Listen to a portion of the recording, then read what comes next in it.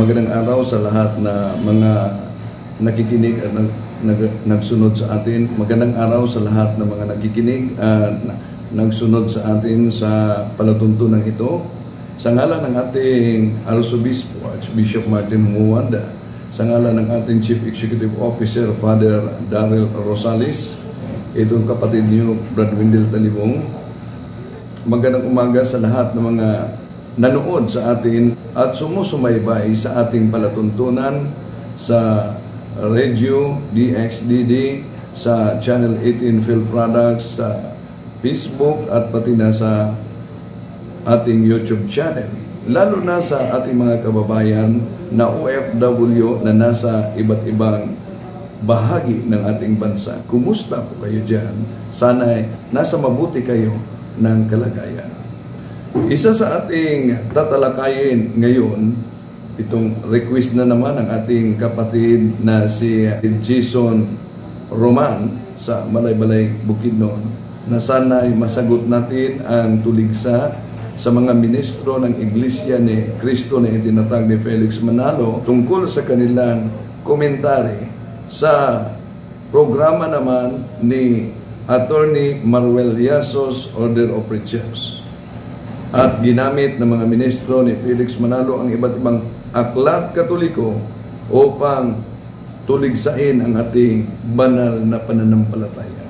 Ulitin ko, hindi layunin ng palatuntunan ito na manakit ng anumang damdamin. Ang banal na layunin ng programang ito upang mapaabot sa inyo ang katotohanan na may dala ng kaligtasan sa bawat isa. Panoorin natin ang video na diskusyon nila ni Bobby Fernandez at ni Michael Sandoval. Ginamit nila din ang video ni Attorney Maruel Liasos, Order of Preacher, tungkol sa sinasabi ni Attorney Maruel Liasos na may mga kasama natin sa Santa Iglesia Katolika Romana na ang buhay ay hindi sang-ayon sa pananampalataya ng ating simbahan. Pakinggan po natin sila. Balikan natin siya. Tinatalakay niya yung top 10 reasons kung bakit sinasabi nilang tunay na iglesia ang Iglesia Katolika. Pakinggan natin sila. Ngayon, tayo ay patuloy na nananampalataya sa Panginoong Hesus. Bagamat maraming krisis na kinakaharap ang simbahan. Dito sa pahayag ni Attorney Mars, na mismo si Attorney Mars, ay sinasabi po niya na di umano ay patuloy raw na nananampalataya sa ating Panginoong Kristo ang mga Katoliko. Ngayon, sa pagkakataong ito, kapatid Bobby, anong reaksyon natin sa ipinahayag ni ito ni Attorney Mars? Mabuti sana, kapatid na Michael, kung ang kanilang pananampalataya kay Kristo ay ayon sa Biblia. Iyon ang sabi ng mga ministro ni Felix Manalo at meron silang aklat na Katoliko na palaging ginagamit nila. The Spirit of Catholicism. Ito'y binabasa ni Bobby Fernandez. Okay, pakinggan natin siya. Bobby, sa aklat mismo ng Iglesia Katolika, ito'y alang-alang sa mga Katoliko at baka di nakakaalam yung iba. Sa ano ba hinango ng Iglesia Katolika ang pananampalataya sa ating Panginoong Kristo kaya natitiyak natin mali ang aral ng simbahang Katoliko sa kanilang pananampalataya sa Panginoong Kristo? Ang pasasagutin natin, kapatid na Michael at mga mahal na taga-subaybay, ay ang otoridad mismo ng Iglesia Katolika. Dito po sa kanilang aklat, The Spirit of Catholicism, na isinulat po ni Carl Adam at mababasa po ninyo sa screen ang mga nagpapatotoo at nagpapatibay sa pagpapaprint ng aklat na ito na pawang otoridad ng Iglesia Katolika. Dito po sa pahina 50, ganito po ang ating mababasa. Kung wala ang banal na kasulatan, sabi ni Moller, ang tunay na anyo ng mga pangungusap ni Jesus ay naipagkait sana sa atin. Ngunit, hindi kinuha ng Katoliko sa banal na kasulatan ang kanyang pananampalataya kay Jesus. Napansin po ba ninyo?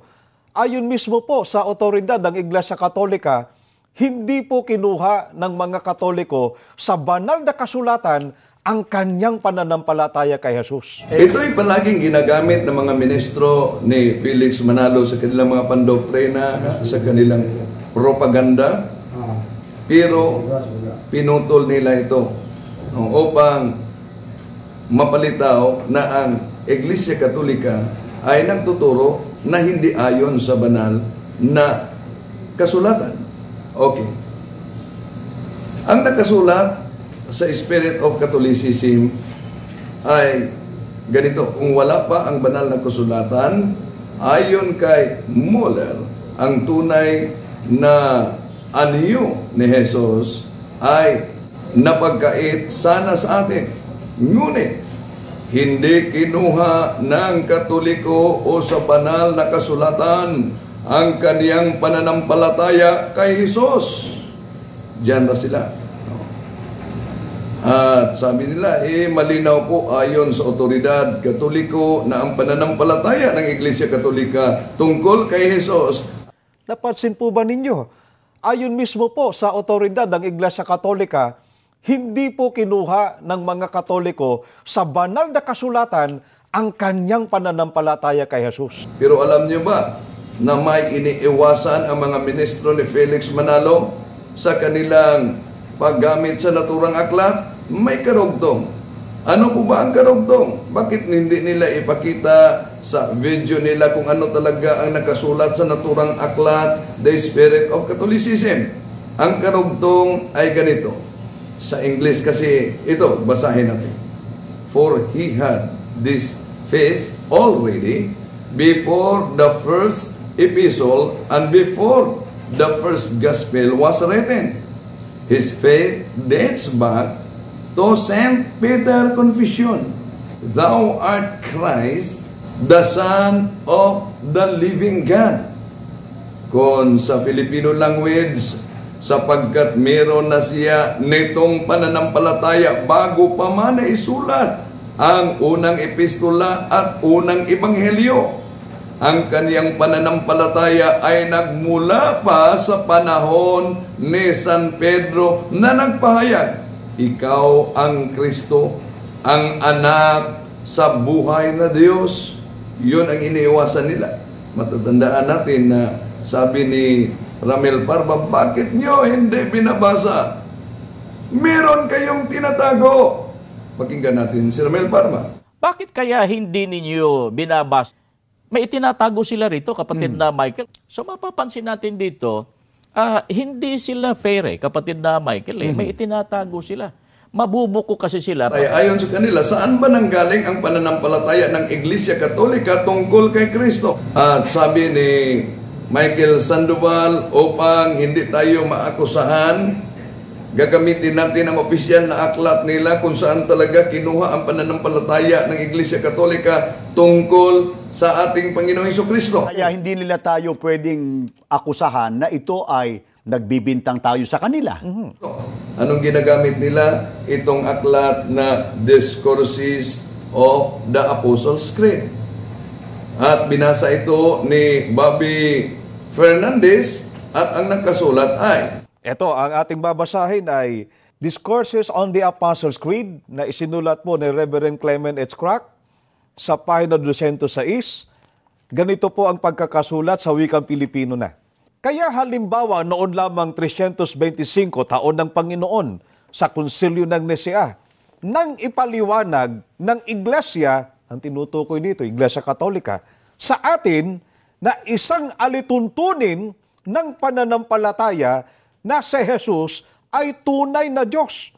Ayon po sa kanilang aklat, ang aral na si Kristo ay tunay na Diyos ay ipinaliwanag po ng Iglesia Katolika sa pamamagitan po ng kanilang konsilyo noong 325 taon ng Panginoon, kapatid na Michael. Ano ba yung tinatawag na konsilyo? Alang-alang doon sa mga hindi naman familiar sa kanila, yung terminong konsilyo ng Iglesia Katolika. Yan ay isang pagpupulong ng mga obispo ng Iglesia Katolika, iba't ibang mga otoridad, upang pagtibayin ang mga pananampalataya at ang doktrina ng Iglesia Katolika. At ano ang isa sa doktrina o aral na pinagtibay sa nasabing konsilyo? Ang pagiging Diyos ng ating Panginoong Jesucristo. Meron nais ipapansin sa kanila, kapatid na Michael. Ang taong yan, 325, matagal nang patay ang mga apostol. Sabi ng mga ministro ni Felix Manalo, ang ating pananampalataya tungkol sa ating Panginoong Jesucristo ay nanggaling sa konsilyo. Ang tanong ko lang sa kanila, bakit sa Biblia ba yung mga apostol ng ating Panginoong Jesucristo, wala pa silang ginawang konsilyo o pagpupulong? Tingnan po natin ang Gawa Kapitulo 15 versikulo 1, ang pamagat sa naturang talata, ang pagpupulong sa Jerusalem. Sa versikulo 6, ito ang nakasulat: nagpupulong ang mga apostol at ang mga matandang mamumuno sa iglesia upang pag-aralan ang suliraning ito. Malinaw. Pagkatapos sa kanilang pagpupulong, anong ginawa ng mga apostol? Basahin natin sa Gawa Kapitulo 16, versikulo 4. Sa bawat lungsod na kanilang dalawin, aalam nila sa mga kapatid ang pasya ng mga apostol at mga pinuno ng iglesia sa Jerusalem. Kaya malinaw na ang pagpupulong na nangyari sa totoong iglesia, ito'y naganap na noong taong 50 taon ng Panginoon sa Jerusalem. At mabasa natin yan sa Gawa Kapitulo 15, versikulo 1. Hindi pala nangyari sa panahon ng mga apostol na ang mga kaanib ng iglesia binigyan lamang ng pasugo magasin. Ito ang basahin ninyo.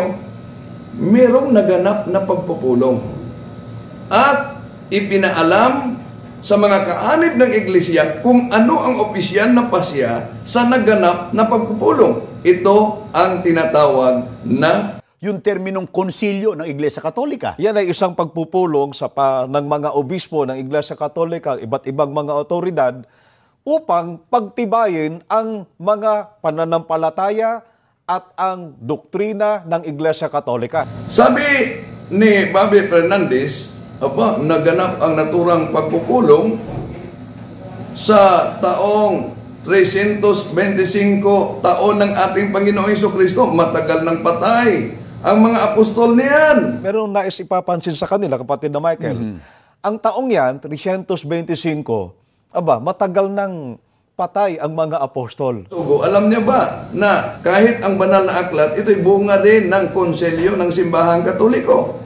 Bakit nila tinatanggap na pinasihan ng Iglesia Katolika na itong matanda at bagong tipan na nasa Biblia Katoliko ay banal at naaayon sa batas ng Iglesia Katolika? Kailan yon? Nasa Pasugo Magazine nila yan. Ang kanilang Pasugo Magazine. Okay. Pasugo Magazine na ang may akda ay si Pedro Reyes Villanueva sa Hulyo 1951 sa pahina 27. Ang Konselyo ng Trento noong 1546 ay nagpahayag na ang lahat na aklat sa matanda at bagong tipan na nasa Bibliang Katoliko ay mga banal at naaayon sa batas. Kung gayon, kailan pinasyahan ng Iglesia Katolika na ang Biblia, matanda na tipan at ang bagong tipan ay banal at naayon sa batas ng Iglesia? Matagal nang patay ang mga apostol. Pero ang tanong, bakit po ginagamit mismo ng mga ministro ang naturang mga aklat? Inaamin naman ni Ramel Parva sa programa nila ni Michael Sandoval, wala silang sariling Biblia. Anong reaksyon mo dahil sa sinabing wala raw tayong sariling salin ng Biblia? Ang una, kaya natin na gumawa ng sariling salin ng Biblia. Kaya natin, kapatid na Michael, pero hindi po ginagawa yon ng Iglesia ni Cristo. Kung gayon, namimili lang sila ng Biblia. Kung bunga sa deklarasyon ng Konsilyo Katoliko sa panahon na patay na ang mga apostol ay hindi dapat tanggapin. Tanong lang, bakit tinanggap ninyo ang Biblia na bunga din sa deklarasyon ng Konsilyo ng Simbahang Katoliko? Di ba, malinaw, inaamin ni Pablo, wala kayong sariling Biblia. Reaksyon mo dahil sa sinabing wala raw tayong sariling salin ng Biblia. Ang una, kaya natin na gumawa ng sariling salin ng Biblia. Kaya natin, kapatid na Michael, pero hindi po ginagawa yon ng Iglesia ni Cristo. Ngunit gumagamit kayo ng iba't ibang version. Mabuti, basahin po natin. Ito mismo. Ito yung mismong Bibliang yon. At ito ay salin at meron po ito, yan may nihil obstat ni Baltasar at may re-imprimatur ni Jaime Cardinal Sin. Sapagkat yung mga prinsipyo pala ng INC ay kailangan maihiwangis ang anumang doktrina ninyo sa iba't ibang version ng Biblia. Ang paraan para malaman kung alin ang tama na salin, iwinawangis po natin ang nakasulat sa isang talata doon sa iba pang nakasulat sa Biblia. Pagka sinabing iwinawangis, hindi ka kontra, kapatid na Bobby. Hindi. Sabi nga ay kahambing o kaya ay katulad. Sagutin natin itong sabi nila ang pagkadiyos ng ating Panginoong Hesus ay walang kinalaman. Kaya ang aral na ang ating Panginoong Jesucristo di umano ay Diyos, ay wala pong kinalaman ng mga apostol. Wala pong kinalaman ang Biblia, lalong walang kinalaman ng ating Panginoong Jesucristo. Malinaw ang sabi niya, ang pagiging Diyos ng ating Panginoong Jesucristo ay wala umanong kinalaman ang Biblia at ang mga apostol. Totoo kaya yon? So, mahilig ang ating mga kapatid na ministro sa Iglesia ni Cristo na yung letra por letra mabasa. Kaya sa mga naganap na debate noon, isa sa kanilang mga tanong, saan mabasa na inaamin ng ating Panginoong Hesukristo na siya ay Diyos? Yon ang palaging tanong ng ating mga ministro pag may maganap na debate. Saan mabasa letra por letra na inaamin ng ating Panginoong Hesukristo na siya ay Diyos? Tingnan po natin mga kapatid, itong isang salin na the original Aramaic New Testament in plain English. Hindi po ito salin ng Iglesia Katolika, ito po'y salin ng ibang relihiyon, pero anong nakasulat? Ayon sa Juan Kapitulo 15, versikulo 1, I am the living God. Ang ating Panginoong Hesukristo mismo ang nagpahayag batay sa naturang salin. Ito'y ginagamit ko upang masagot ang palaging nilang sinasabi na hindi mababasa sa Biblia at narinig natin si Sandoval na walang kinalaman ang Biblia at ang mga apostol sa pananampalataya na si Kristo ay Diyos. Pero baka hindi nila alam na meron para itong salin na tinatawag na Original Aramaic New Testament in plain English. Ituloy natin. Juan Kapitulo 15, versikulo 1. I am the living God, the true vine, and my Father is the vine dresser. Malinaw. Yun din naman sa kanilang pasugo, magazine, wala tayong mababasa umano na nakasulat sa Biblia ang katagang Diyos Anak. Tingnan natin, sapagkat ayon ni Sandoval, walang kinalaman ang Biblia sa pananampalatayang si Kristo ay Diyos. Tingnan natin. Itong Biblia na ito ay paborito din ng mga ministro. Ang salita ng buhay, isang makabagong salin ng bagong tipan. Tingnan natin ang Juan Kapitulo 1, versikulo 18. Wala pang nakakita sa Diyos Ama kahit kailan, subalit ipinakilala siya sa atin ng Diyos Anak. Ama, baka hindi nila nabasa ito sapagkat nalathala sa kanilang pasugo na itong katagang Diyos Anak ay hindi mabasa umano sa Biblia. O kaya nalaman nila, ngunit iniwasan talaga, sinadyang iniwasan. Bakit? Sapagkat hindi kawangis sa kanilang maling pananampalataya. Sabi nila na walang kinalaman ang banal na aklat sa pananampalataya na si Kristo'y totoong tao at totoong Diyos. Tingnan po natin ang original Greek Bible in which the New Testament. Ito ay isang Greek Bible.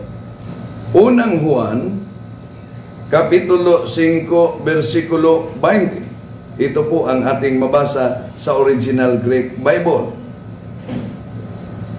Oidamin di hoti, ho hoyus tu teyu, kai didoken, hemen diakonian, hena, jines komen tun, aletino kai ismin entu aletino, entu hoyu, auto Yeso Kristo, otos istin, ho aletinos teos, kai so, ayunayos. Yun ang mabasa natin sa original Greek Bible. Isali natin, batay sa nakasulat sa unang Juan, Kapitulo 5, versikulo 20. Ito talaga ang nakasulat, mga kapatid. At nalaman nating naparito na ang anak ng Diyos at binigyan niya tayo ng mag-unawa upang makilala natin ang tunay na Diyos. At tayo'y nasa tunay na Diyos sa kaniyang anak na si Hesus Kristo. Siya ang tunay na Diyos at buhay na walang hanggan. Palaging ginagamit ng mga ministro ni Manalo ang Juan Kapitulo 17, versikulo 1 hanggang 3 na ayon kay Bobby. Dito po sa Juan 17:1 at 3. Ang mga bagay na ito'y sinalita ni Jesus. At sa pagtingala ng kanyang mga mata sa langit ay sinabi niya, Ama, dumating na ang oras. Luwalhatiin mo ang iyong anak upang ikaw ay luwalhatiin ng anak. At ito ang buhay na walang hanggan, na ikaw ay makilala nila na iisang Diyos na tunay at siyang iyong sinugo sa makatwid bagay si Hesus Kristo. Pero ano po ba ang sabi ng ating Panginoong Hesus? Malinaw ang pahayag ng ating Panginoong Hesus sa Juan Kapitulo 5, versikulo 31 hanggang 32. Kung ako lamang ang nagpatutuo tungkol sa aking sarili, ang patutuo ko ay walang kabuluhan. Ngunit may ibang nagpatutuo tungkol sa akin at totoo ang kaniyang sinasabi. Malinaw ang pahayag ng ating Panginoong Jesucristo. Yung ginagamit ng mga ministro, hindi naman sinasabi na ang ating Panginoong Jesucristo ay hindi tunay na Diyos. Kaya nga, malinaw ang nakasulat. Ano nakasulat? At ito ang buhay na walang hanggan, na ikaw ay makilala nila na iisang Diyos na tunay at siyang iyong sinugo sa makatwid bagay si Hesus Kristo.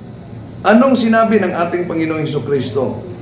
Sa Juan Kapitulo 5, versikulo 31 hanggang 32. Kung ako lamang ang nagpatutuo tungkol sa aking sarili, ang patutuo ko ay walang kabuluhan. Sa 32, ngunit may ibang nagpatutuo tungkol sa akin at totoo ang kaniyang sinasabi. Ngayon, ano ba ang pagpatutuo ng Diyos Ama tungkol sa ating Panginoong Jesucristo? Basahin po natin ang Hebreo Kapitulo 1, versikulo 8. Pitin natin itong version, ang salita ng buhay, isang makabagong salin at ng bagong tipan. Ito ang nakasulat sa Hebreo Kapitulo 1, versikulo 8. Subalit, tungkol sa anak ay ganito ang sinabi ng Diyos. Ang iyong trono, O Diyos, ay mamalagi magpakailanman. malinaw ang pagpatotoo ng Diyos Ama tungkol ng ating Panginoon Jesucristo. Ulit, ito'y atin nang tinatalakay sa paksa natin na naka-upload na sa YouTube natin kung ang Trinity ba ay tatlong Diyos sa tatlong persona. Okay, patuloy natin. Sapagkat sabi ni Sandoval, walang kinalaman ang mga apostol. Pero ano po ba ang nakasulat tungkol sa kalagayan ng ating Panginoon Jesucristo? Ito po ang mabasa natin at nalalaman natin na parito na ang anak ng Diyos na binigyan niya tayo ng pag-unawa upang makilala natin ang tunay na Diyos. Tayo'y nasa tunay na Diyos sa kaniyang anak na si Jesucristo. Siya ang tunay na Diyos at buhay na walang hanggan. Malinaw. Siya ang tunay na Diyos at buhay na walang hanggan. Sa original Greek Bible, ho alethenos theos. Ito bang tunay na Diyos? Siya ang tunay na Diyos at buhay na walang hanggan. Ho alethenos theos. Ang tanong, ito ba'y tumutukoy sa ating Panginoong Jesucristo? Basahin muna natin itong Greek Bible. Anong nakasulat sa Greek sa 1 John chapter 5 verse 20? Oidamen de hote ho hoius tu theou kai didokin hemin dia noyan hena genus kumen ton aletino kai ismin en ho aletino en hu hoyo autu Yesu Kristo autos istin ho aletinos tios kai su ayunayas. Okay, malinaw po mga kapatid na itong tunay na Diyos o ho alethenos theos, ang ating Panginoon Jesucristo ay hindi ibang Diyos sa Diyos naman. Kaya nga sinasabi ng ating Panginoon Jesucristo, Juan Kapitulo 10, versikulo 30, ako at ang Ama ay iisa. Na itong nakasulat na tunay na Diyos sa Grego ho alethenos theos ay tumutukoy ng ating Panginoong Jesucristo. Malinaw na itong nakasulat na siya ay nasa tunay na Diyos sa kaniyang anak na si Jesucristo. Siya ang tunay na Diyos at ang buhay na walang hanggan. Ang tunay na Diyos, ho alethenos theos sa Grego. Ito ba ay tumutukoy ng ating Panginoong Jesucristo? Ating susuriin sa pamamagitan ng kanilang opisyal na Pasugo Magazine na ang may akda mismo ay ang kanilang vice friend na si Jose Ventilacion. God's Message, August 2004 sa pahina 31. Ang nakasulat ay ganito: there are no grammatical reasons for denying that ho alethenos theos is descriptive of Christ's Church. Malinaw, ayon sa kanilang Pasugo Magazine, na there are no grammatical reasons for denying na yung ho alethenos theos, ang tunay na Diyos, ay tumutukoy sa ating Panginoong Jesucristo. Sabi ng mga ministro ni Manalo, yung hindi nakasulat sa Biblia ay isang paglabag sa Biblia at dapat itakwil. Kahit pa ay anghel ang nagtuturo, ngunit ito'y salungat sa Biblia, dapat itakwil. Pagka tayo o sino man tumanggap ng turo o aral pero iba sa itinuro ng Panginoong Jesucristo at ng kanyang mga apostol sapagkat iba sa nakasulat sa Biblia, anong buong higpit na tagubilin? Sasagutin tayo ni Apostol Pablo dito sa kanyang sulat sa Galacia 1:8. Datapwat kahimat kami o isang anghel na mula sa langit ang mangaral sa inyo ng anumang ebanghelyo na iba sa aming ipinangangaral sa inyo ay matakwil. Malinaw po ang pahayag ni Apostol Pablo na kapag ang itinuturo ng ibang tagapangaral ay iba na kaysa ipinangaral ng mga apostol, dapat pong itakwil. Paano kaya?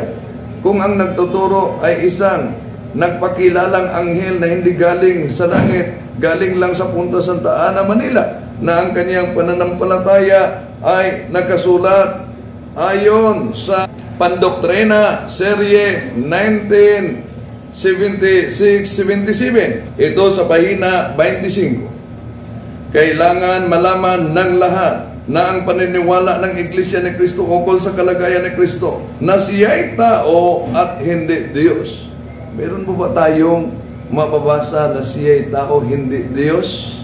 Mabasa po ba natin yan sa Biblia? Aba, wala tayong mabasa ng ganyan, mga kapatid. Pero anong sabi ng kanilang mga ministro? Hindi na kailangan pa na makita sa Biblia.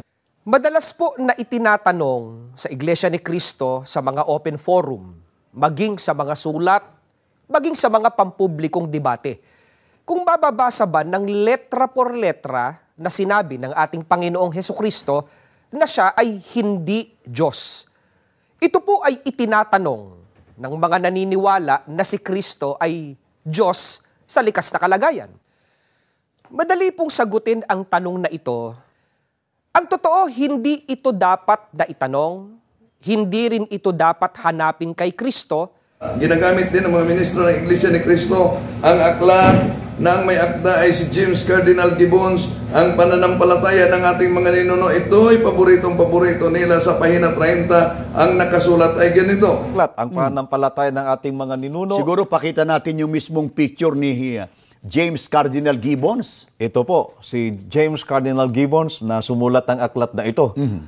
Ganito pong ating mababasa sa pahina 30. Nalulungkot akong ipagtapat na ang kabulukan sa moral ay malimit na nasusumpungan sa sinapupunan ng nangagsasabing sila'y Katoliko. Di natin maipipikit ang ating mga mata sa harap ng katotohanan marami sa kanila ang di nabubuhay ayon sa mga ipinag-uutos ng kanilang iglesia, kundi bagkus nagiging sanhi pa ng kalungkot-lungkot na eskandalo. Dapat na ang mga eskandalo'y dumating, ngunit sa aban niya na magiging daan ng mga ito.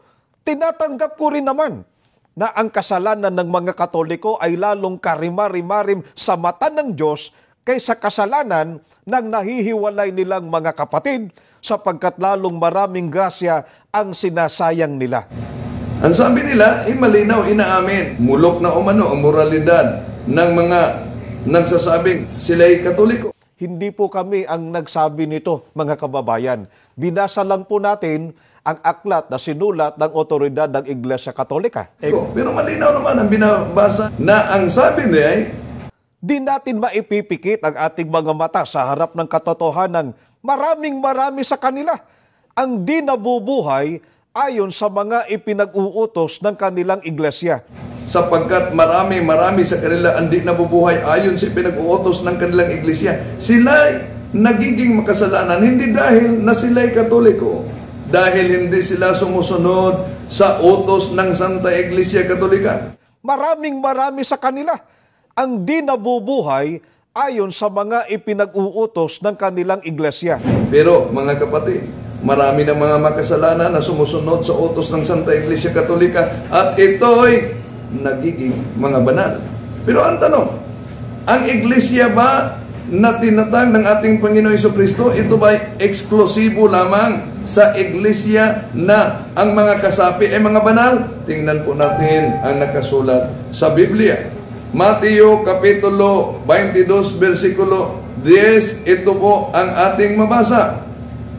Pumunta nga sa lansangan ang mga lingkod at isinama nila ang lahat ng kanilang natagpuan.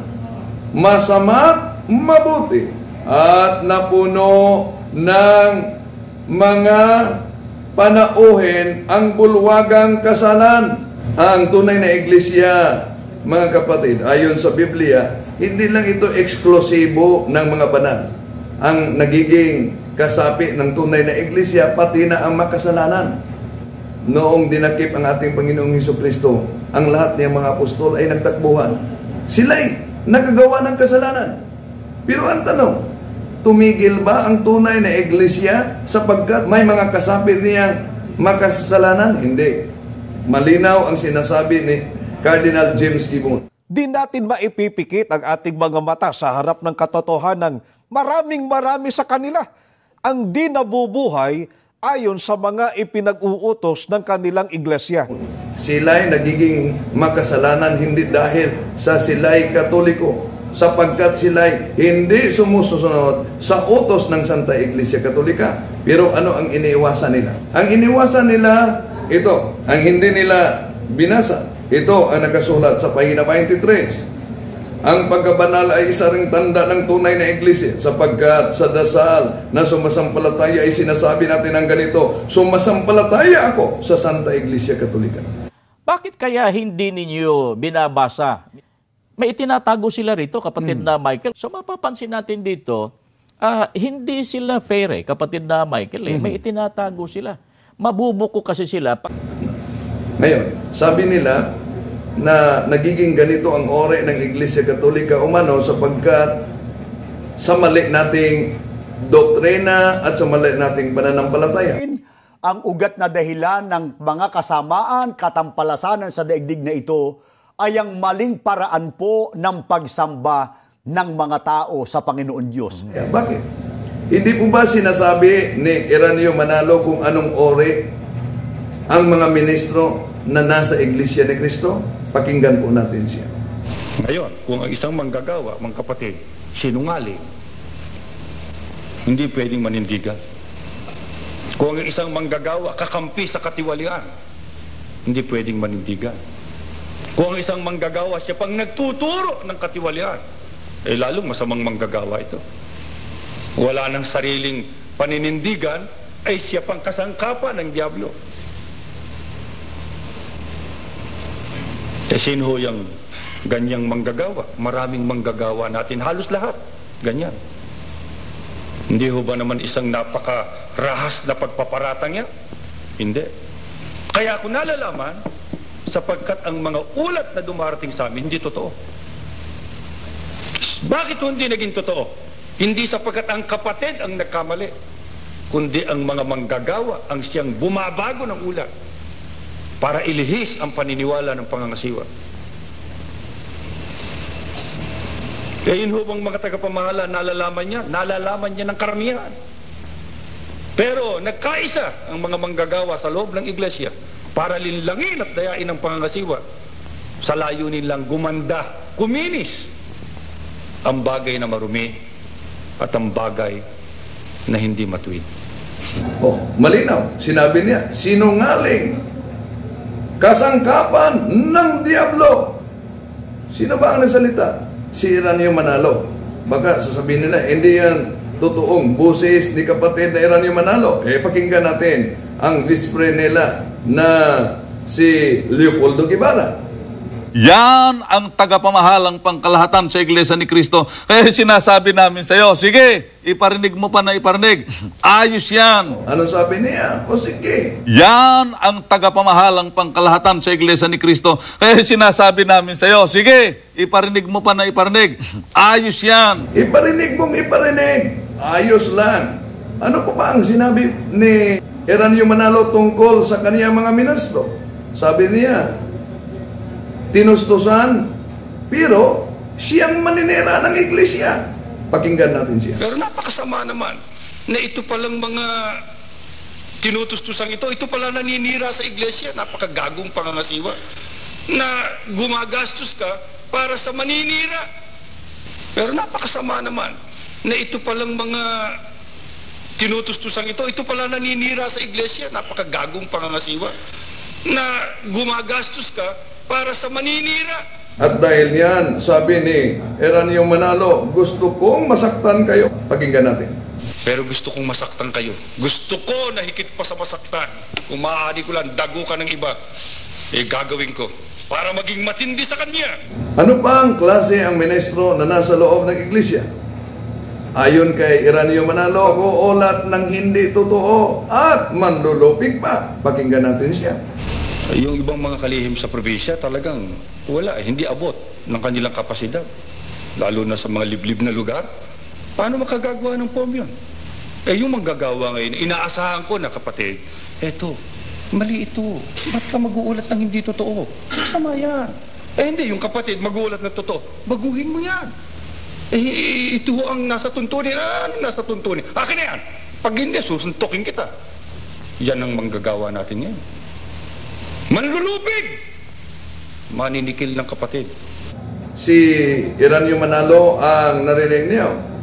At ano pa ang sinabi ni Eranio Manalo? Na nakatanggap siya ng sulat galing sa isang kapatid at ang sabi, wala nang matinong manggagawa. Pakinggan natin siya. Ano ang sulat sa akin ng isang kapatid? Baka gusto niyo ipabasa ko sa inyo. Hanggang ngayon, wala pa po akong nakikitang matino na manggagawa sa kasaysayan ng buhay ko. Lahat po, puro tiwali. Masakit na salita, nasaktan ako. Sapagkat ako'y manggagawa rin. Pero hindi ko masita yung kapatid sapagkat alam kong nagsasabi siya. Kung hindi man buong buo na katotohanan nagsasalita siya ng totoo. Wala nang nagkaroon ng takot sa Diyos na kahit isa para tumayo at manindigan sa panig ng katwiran. Lahat manglulupig na ng katwiran. Bakit? Sweldo ang hinahanap. Yung tulong niya, yung bahay niya, yung kasaganaan niya. At sabi pa ni Eranio Manalo, mayroong manlulupig umano at sweldo ang hinahanap lang. Pakinggan natin siya. Wala nang nagkaroon ng takot sa Diyos na kahit isa para tumayo at manindigan sa panig ng katwiran. Lahat manglulupig na ng katwiran. Bakit? Sweldo ang hinahanap. Yung tulong niya, yung bahay niya, yung kasaganaan niya. Hindi lang yan, pati opisina, inaaway pa. Isipin nyo, dumadami tuloy ang ating form. Nagagalit kayo sa opisina. Pati mga taga-opisina, kinakalaban ng ibang mga manggagawa. Pagka nag-uulat sa akin, nagagalit. Saan nyo gusto? Paano ating gagawin sa iglesia? Kayo maghahari sa iglesia?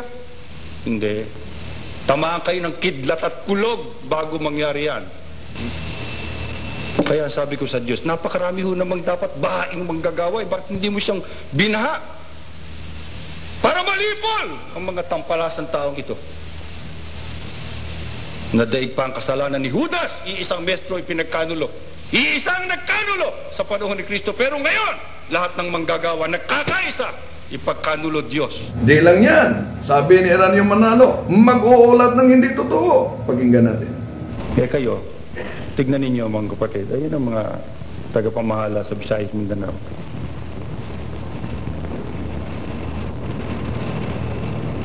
Nagpalitan tayo ng mga matatagal na sa pamahala.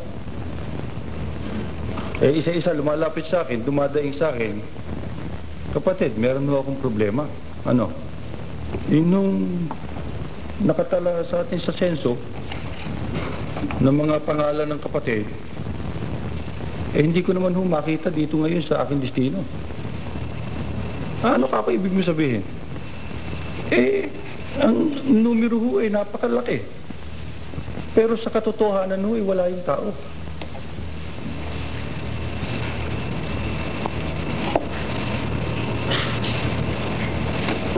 Ang Camarines, ang Sorsogon, hinihiling sa akin na alisin sa talaan ng kulang-kulang na 400 tao, kukunti lang naman ang kapatid sa Sorsogon. Bakit? Tinignan ko sa ulat, ang nakaulat na malamig mahigit lang 100. Pero ang aalisin ay 400. Bakit? Ano ba ang ginawa ng mga dating naroon? Di binabago ulat. Pinakikinis para huwag mapagalitan. Sa makatwid malaman. Ang isinasanggal lang sarili, hindi yung kapakanan ng iglesia. Sa Sorsogon lang, laganap siya kung saan-saan. Maski sa Maynila, ang mga manggagawa rito magdaraya. Sasabihin sa iyo, dinoktrinahan ko yan, hindi naman. Sasabihin sa iyo, nabautis, yan ho ay nasubok sa pagsamba, pero hindi totoo. Bakit? Nakita sa matatandang ministro, nakita sa matatandang manggagawa, na yung palang paraan para siya ay bumuti sa paningin ng pangasiwa. At mayroon pa umanong galing sa bibig ni Eranio Manalo, mga tampalasan. Tumawag ako ng pulong ng mga pamunuan sa Maynila para sabihin, mga kapatid, tumulong kayo sa akin. Ayokong mamatay ang manggagawa Ang gusto ko ay pagtulong-tulungan nating sila buhayin. Sabihin niyo sa akin kung anong ating maitutulong. Ba, hindi ang sinabi sa akin kung anong maitutulong. Ang sinabi sa akin kung ano-anong katiwalian. Sabi sa akin ng isa, kapatid, tama ho ba na hindi ho tinuturo outline? Kung mamimili ho ng 3 talata at tatanungin, naintindihan mo ba yan? Tama ho ba, kapatid, bungkus-bungkus ng mga katibayan? Siya pumipirma, pinapalsipika ho niya pirma ng mga kinaukulang kalihim at mga katiwala ng gaway? Pinigil ko. Hindi ko itinanong, sino gumagawa niya? Bakit? Alam ko ang mga manggagawa sa Maynila, mawawala ng dangal pag nalaman ng lahat siya pala ay magnanakaw at tampalasa. Maski saan ka bumaling, wala kang makikitang liwanag. Bakit? Kumalat, lumaganap, yung espiritong yan, na dayain ang ulat, linlangin ang pangangasiwa. Sayang ang papel, katakot-takot ang nagagastos natin, binabayaran natin ang mga empleyado sa opisina. Hindi pala totoo ang sinisiyasat nila. At mga mandarayang ministro. Dito ba magwawakas ang kamatayan ng mga ito? Sa tinagal-tagal ba ng iyong pagpapakasakit at pagpapakahirap, pati ng iyong sugo sa huling araw, dito ba lamang ba matatapos ang kanilang buhay at takbuhin? Kundi ang manggagawa ang siyang lumulupig sa mga kapatid na gustong manindigan, tinatakot. Kaya nagkaroon tuloy ng paniniwala, ang pinakamasamang tao ang mag-ulat. Yung pinakamasamang tao ang mag-ulat. Ang mabuti ang tahimik, ang mabuti ang konsentidor, ang mabuti ang tiwali.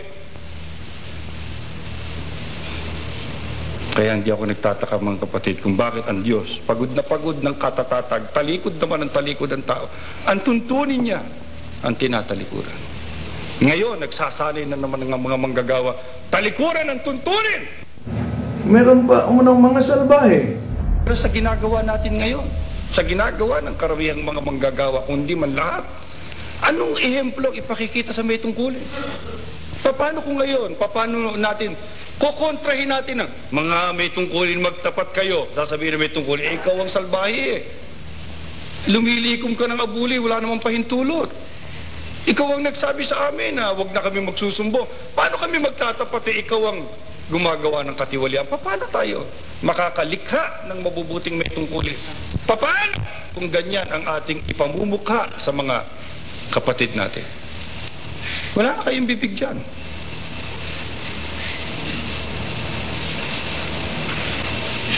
Isipin ninyo sa agusan, ilang beses, likom ng abuloy.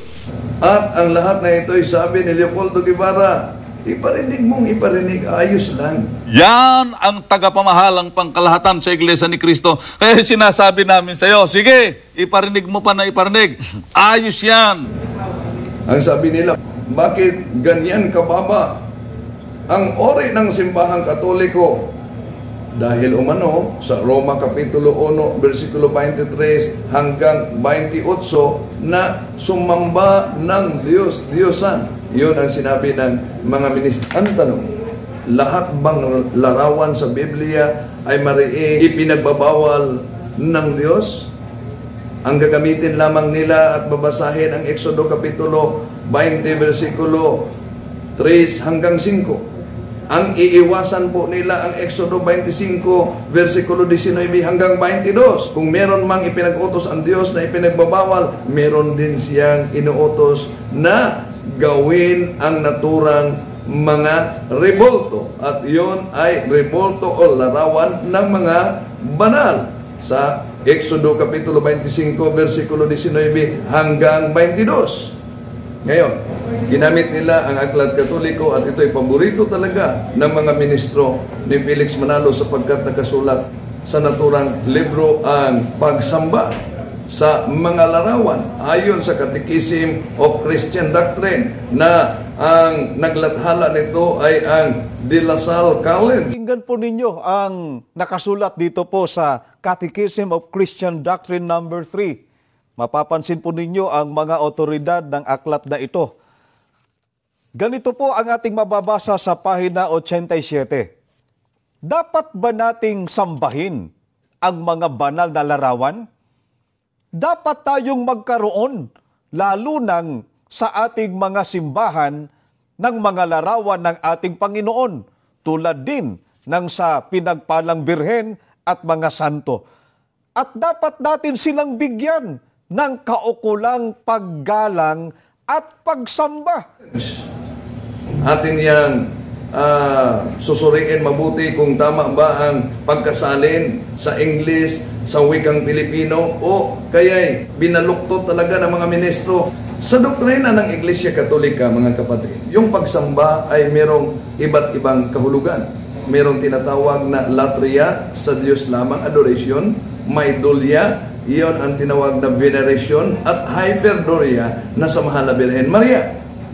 Ngunit kung ang salitang pagsamba ay tumutukoy lamang sa adoration, sapagkat ayon ng mga ministro, yung pagluhod ay ang katumbas niyan ay pagsamba. Okay. Tingnan natin sa Salmo Kapitulo 99, versikulo 5, kung ano ang nakasulat. Ito ang nakasulat.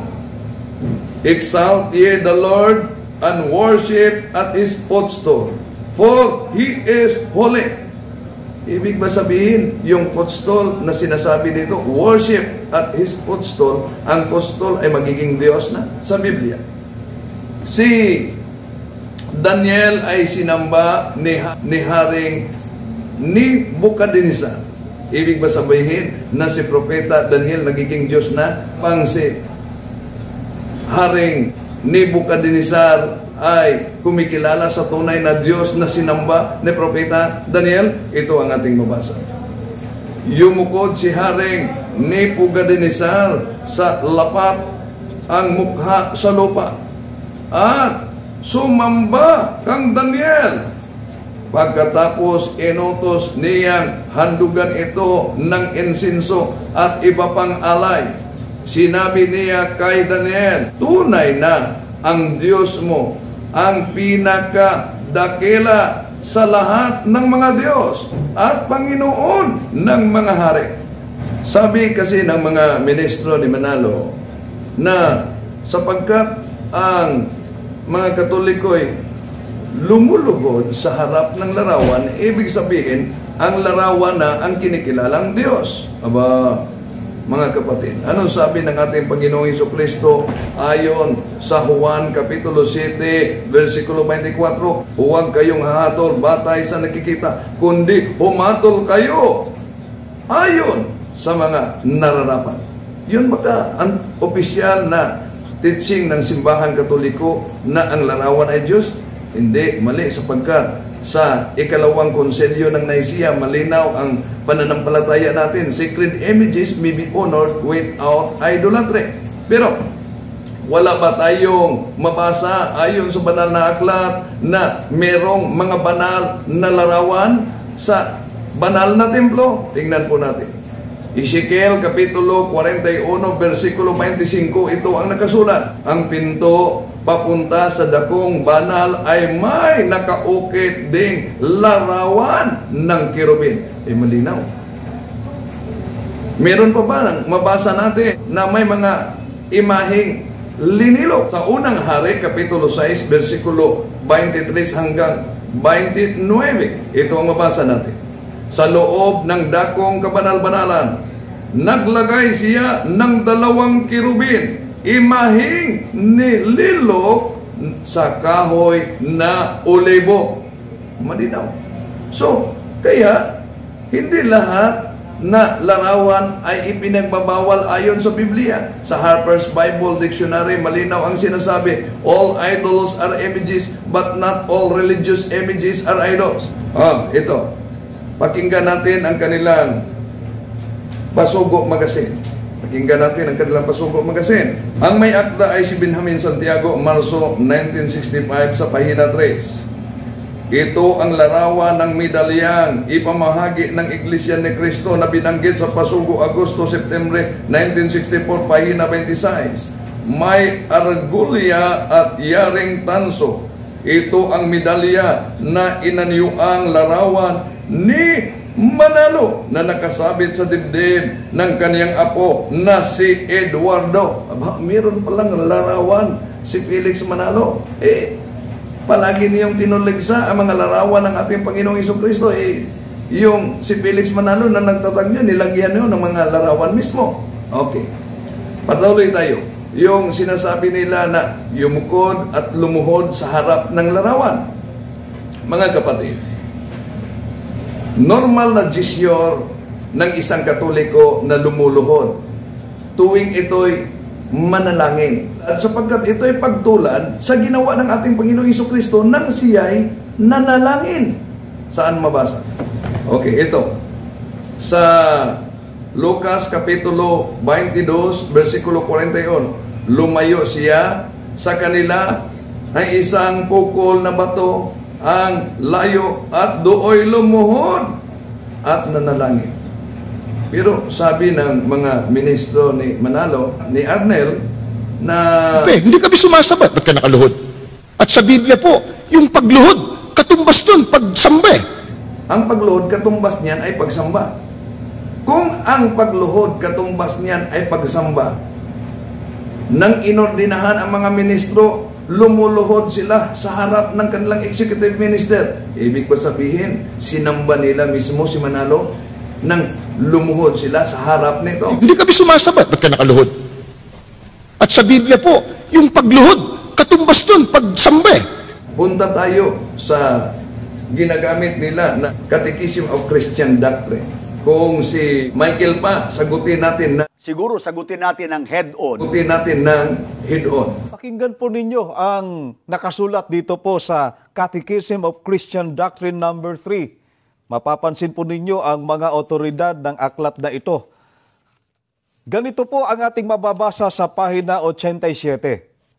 Dapat ba nating sambahin ang mga banal na larawan? Dapat tayong magkaroon, lalo nang sa ating mga simbahan, ng mga larawan ng ating Panginoon, tulad din ng sa pinagpalang birhen at mga santo. At dapat natin silang bigyan ng kaukulang paggalang at pagsamba. Sa Catechism of Christian Doctrine number 3. Ito'y inilathala ng De La Salle College. Ang tanong lang natin sa kanilang mga kapatid, bakit hindi nila ipinakita sa video ang aktwal na nakasulat sa English sa naturang aklat? Bakit hindi nila ipinakita sa video? Ito, hindi sila marunong na magbasa sa English upang patuloy lokohin ang kanilang mga kapwa para mailigaw sa katotohanan. Ito ang naturang aklat na palagi nilang ginagamit. Ang nakasaad di umano ayon sa kanilang pagkakaliwat sa Pilipino ay, dapat ba nating sambahin ang mga banal na larawan? Dapat tayong magkaroon, lalo nang sa ating mga simbahan, ng mga larawan ng ating Panginoon, tulad din ng sa pinagpalang birhen at mga santo. At dapat natin silang bigyan ng kaukulang paggalang at pagsamba. Napansin po ninyo mga kapatid, ginagamit nila ang salitang pagsamba. Tanong, tama po ba ang kanilang pagsasalin?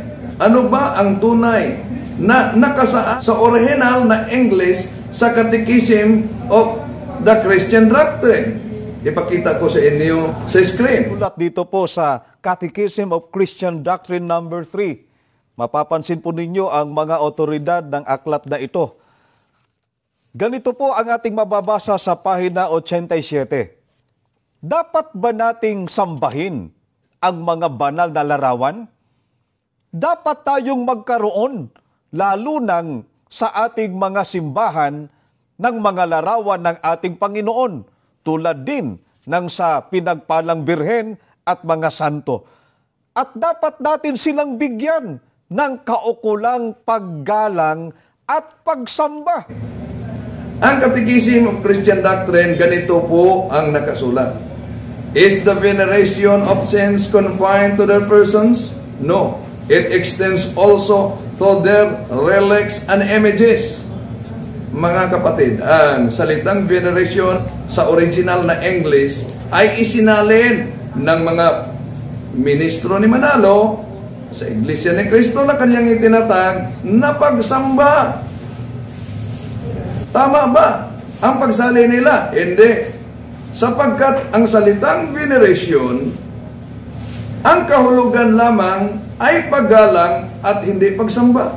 Ngayon, sabi nila ang pagsamba ng larawan, ito ang dahilan upang ang ugat na dahilan ng mga kasamaan, katampalasanan sa daigdig na ito ay ang maling paraan po ng pagsamba ng mga tao sa Panginoon Diyos. Bakit? Hindi niyo ba alam kung ano ang nangyari sa loob ng iglesia? Pakinggan natin si Angel Manalo at si Tini Manalo. Ito. Ako po si Angel Manalo. Anak po ako ng KRD at Kateni.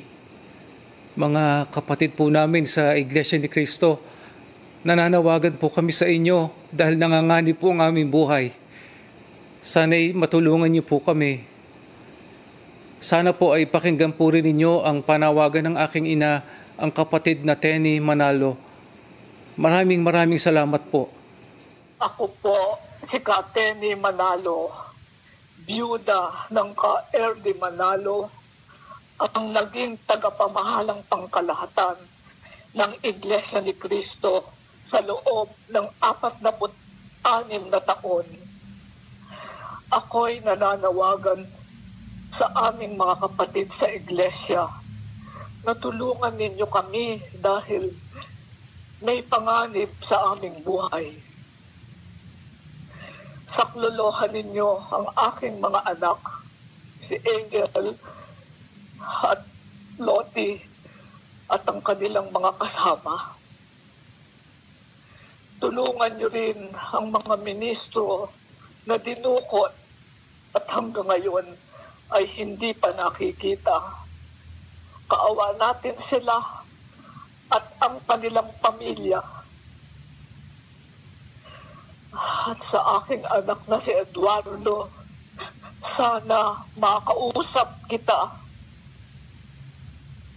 Mga kapatid, tulungan nawa tayo ng ating Panginoong Diyos. Maraming salamat po sa inyo. Ito'y matapos na ibinulgar mismo ni Eranio Manalo ang narinig nyo kanina, katiwalian sa loob ng iglesia. Tumawag ako ng pulong ng mga pamunuan sa Maynila para sabihin, mga kapatid, tumulong kayo sa akin. Ayokong mamatay ang manggagawa. Ang gusto ko ay pagtulong-tulungan nating sila buhayin. Sabihin nyo sa akin kung anong ating maitutulong. Ba, hindi ang sinabi sa akin kung anong maitutulong. Ang sinabi sa akin kung ano-anong katiwalian. Sabi sa akin ng isa, kapatid, tama ho ba na hindi ho tinuturo outline? Yung mamimili ho ng 3 talata at tatanungin, naintindihan mo ba yan? Tama ho ba, kapatid, bungkus-bungkus ng mga katibayan? Siya pumipirma, pinapalsipika ho niya pirma ng mga kinaukulang kalihim at mga katiwala ng gaway. Pinigil ko. Hindi ko itinanong, sino gumagawa niya? Bakit? Alam ko ang mga manggagawa sa Maynila, mawawala ng dangal pag nalaman ng lahat siya pala ay magnanakaw at tampalasa. Maski saan ka bumaling, wala kang makikitang liwanag. Bakit? Kumalat, lumaganap, yung espiritong yan, na dayain ang ulat, linlangin ang pangangasiwa. Sayang ang papel, katakot-takot ang nagagastos natin. Binabayaran natin ang mga empleyado sa opisina. Hindi pala totoo ang sinisiyasat nila. At yun naman si Joyoson, sabi niya, mayroong mga naganap talaga sa loob ng iglesia. Ito, ano nangyari? Di ba, iniraid si Angel Manalo at merong mga nakuhang iba't ibang mga baril sa loob mismo ng compound ng INC? Makita natin. Ito ang balita sa Agila Channel. Base sa resolusyon ng Quezon City Prosecutor's Office, no bail ang kaso na isinampa kay Angel Manalo matapos makitaan ng probable cause sa kasong illegal possession of firearms. At narito ang report ni Ailey Milio. Karagdagang iba't ibang high-powered firearms, bala, granada at gun accessories ang nakumpiska ng mga otoridad mula sa mga inarestong illegal occupants sa number 36 Tandang Sora Avenue, Quezon City. Ngayong araw ay prinisita ito ng mga opisyal ng Quezon City Police District o QCPD sa pangunguna ng kanilang direktor na si Police Chief Superintendent Guillermo Eliazar, kasama rin si NCRPO Director Oscar Albalialde. Kabilang sa mga nakumpiska sa number 36 Tandang Sora ay 56 na long firearms, 18 short firearms, 62 rifle grenades, 27 hand grenades at halos 18,000 iba't ibang uri ng bala. Nakuha ito kahapon Marso 8 mula sa tirahan ni Loti Jimenez, isa sa mga natiwalag na miyembro ng Iglesia ni Cristo. Namangha din ang mga opisyal ng pulis sa dami at sa mga matataas na kalibreng baril na nakumpiska sa number 36 Tandang Sora.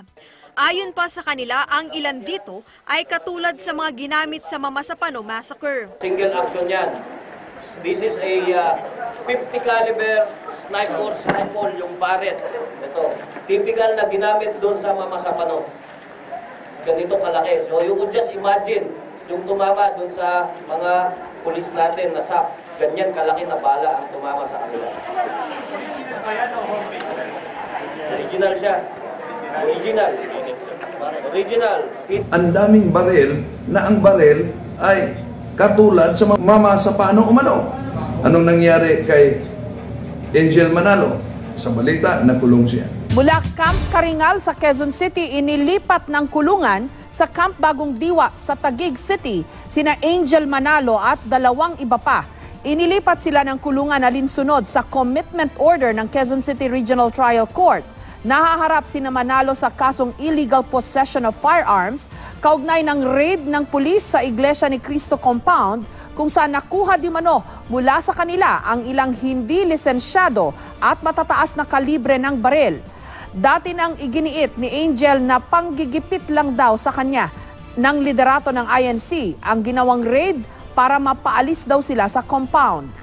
Mahal po namin ang aming kapatid na siyang namamahala ngayon sa iglesia. Ang amin lang pakiusap, huwag siyang maniniwala doon sa sanggunian na kanyang pinagkakatiwalaan. Napakarami ng anomalya at tiwali na ginagawa po ngayon sa iglesia. Nauubos ng abuli ng iglesia sa kung ano-anong mga proyekto na hindi naman kailangan. Isa na ang Philippine Arena sa pinagtataka ko kung bakit nabuo. Sabi ng mga ministro ni Manalo, sana ay huwag malimutan ng mga sumusubaybay sa atin ang ugat na dahilan ng mga kasamaan, katampalasanan sa daigdig na ito ay ang maling paraan po ng pagsamba ng mga tao sa Panginoon Diyos.